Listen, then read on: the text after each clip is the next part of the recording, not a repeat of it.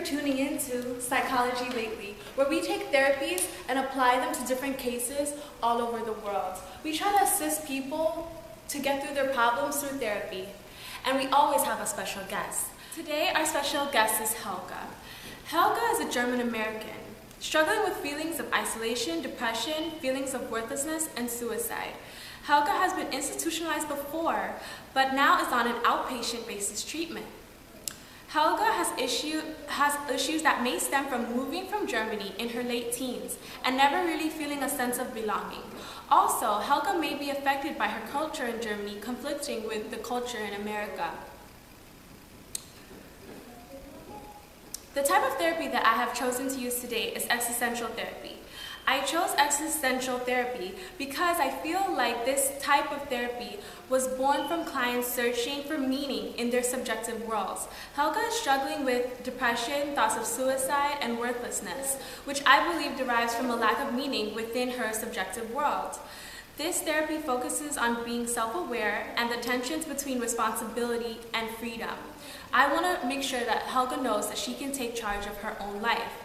Helga has expressed that she often feels that everyday tasks feel like a chore.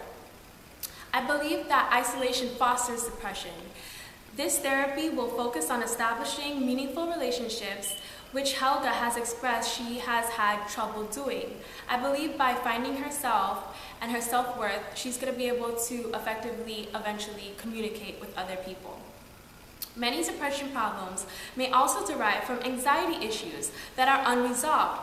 Existential therapy states that anxiety is a part of life and should be dealt with on an everyday basis, but in a healthy way. Helga may be dealing with some neurotic anxiety from her past that she still has not been able to deal with. Another therapy that I came really close to using was person-centered therapy because of its focus on self-actualization and being empathetic. But I believe that it does not focus enough on anxiety and the different relationships in life. And I also believe that in existential therapy, you can also be empathetic in the same way. The goals of therapy is that I would like Helga to be able to accept her freedom and responsibility to take action in her life. I would like Helga to recognize the things in her life that are blocking her from living a fully authentic life. I would like to encourage Helga to have a deep understanding of herself so that she can build a healthy relationship with others.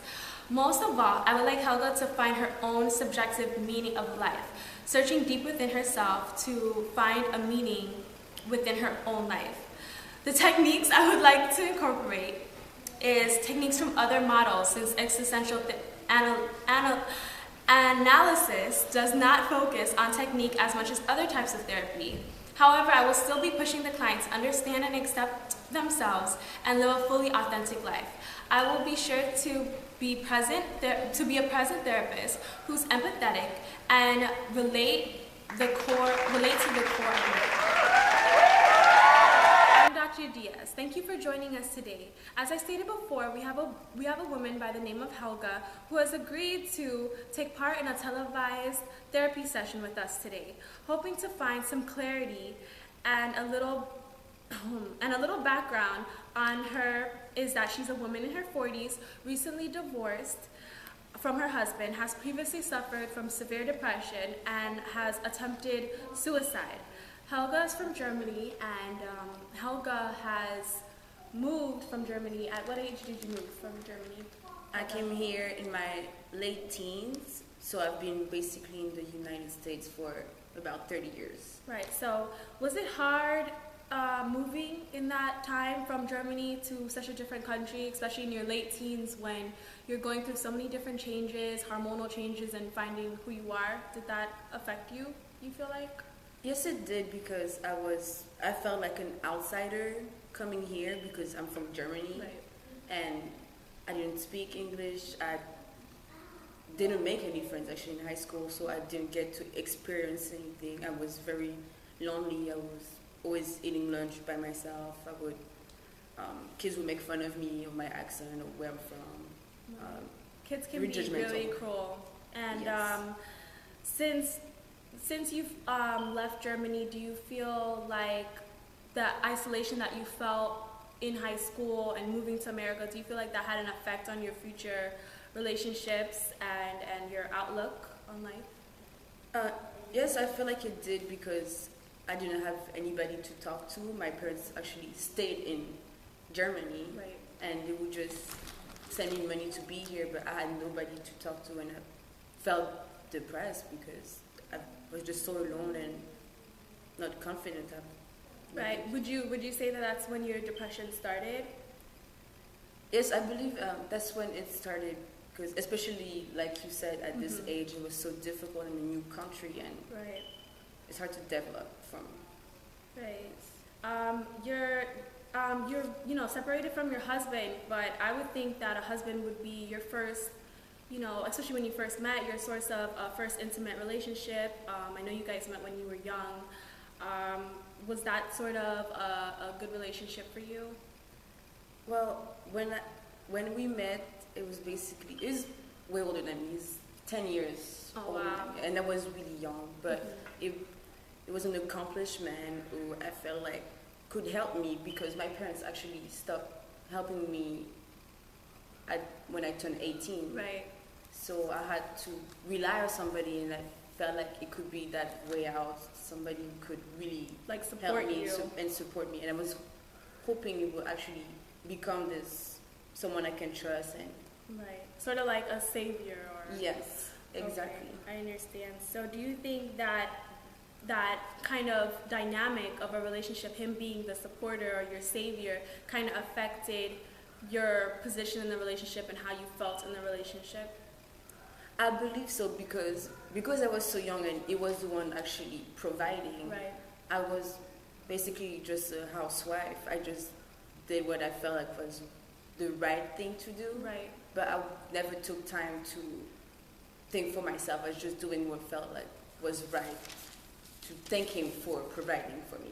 Right. So you just fulfilled your wifely duties, and I know that you got pregnant soon after you guys were married. So you were about 19. 19, yes, that's right. So how did you feel after having your first child? Did you feel still depressed or? Well, I thought I wasn't depressed, to be honest. We have 2 kids together, but after the second one, that's when it started hitting me that it was all an illusion. After I was done doing what I had to do for him, I started going back to this depression, so maybe it never really left. I was just living in it. Right. So you feel like you never actually lived to your full potential and found yourself and was honest with your feelings and who you were. You never got to find yourself. Exactly.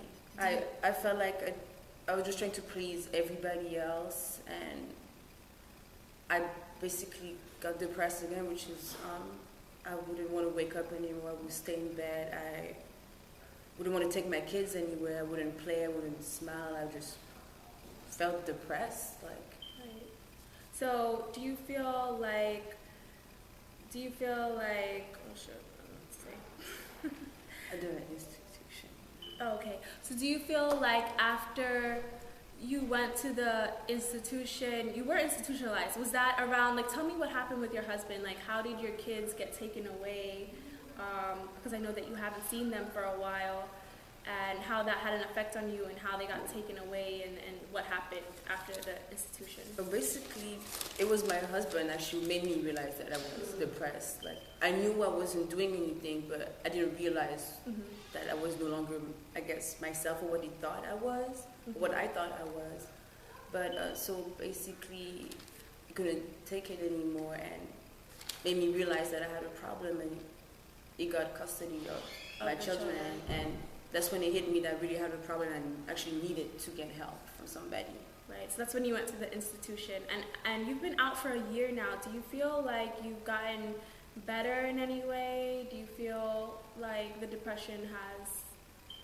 I feel like it helped me open my eyes in a lot of things, but I don't think it's fully there. I still feel like an outsider. I've been here for, again, over 30 years now, but it still doesn't feel like home, and I'm not sure what. Right. So I think that I think that you just were thrown into a lot of different situations at a very young age. You moved here from Germany not knowing anyone, and as a teenager you don't know who you are and you're confused, and you got thrown into, of course, being a wife and then a mother very quickly.